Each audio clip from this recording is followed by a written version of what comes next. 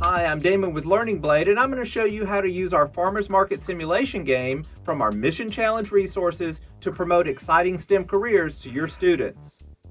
In this simulation game, students are going to play the part of farmers at a local co-op, and they're going to determine how much of their budget do they want to put towards farming versus advertising for the market that these crops will actually be sold at.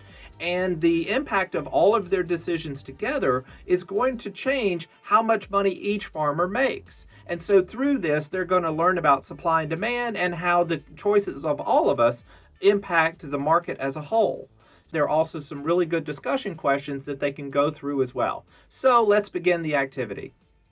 Now for this game, each student will need a market simulation sheet to keep track of their budgeting decisions.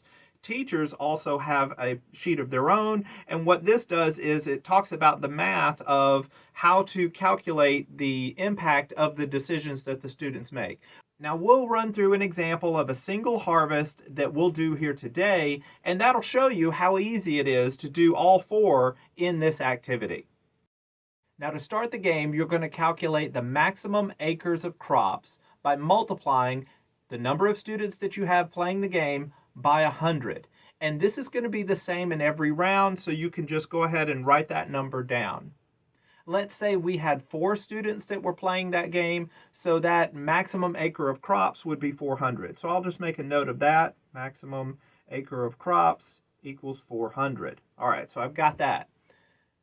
Now in each round, have students allocate a total of $100 between planting crops and advertising for the market. And every acre costs $1. So let's assume that we've got 4 students and that student 1 planted 50 acres, student 2 planted 60, and student 3 planted 70, and student 4 planted 80. And so the remainder goes into the marketing of the actual farmer's market. So next we're going to add up how many acres of crops were planted in this harvest for all of the students. To do that, we added 50 plus 60 plus 70 plus 80, and that equals 260.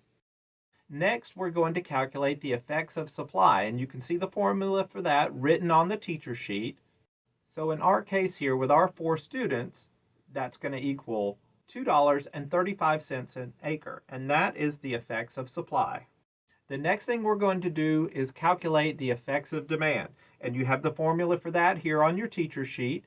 So in our example where we had 4 students planting 50, 60, 70, and 80 acres, what we've got is $1.40 per acre.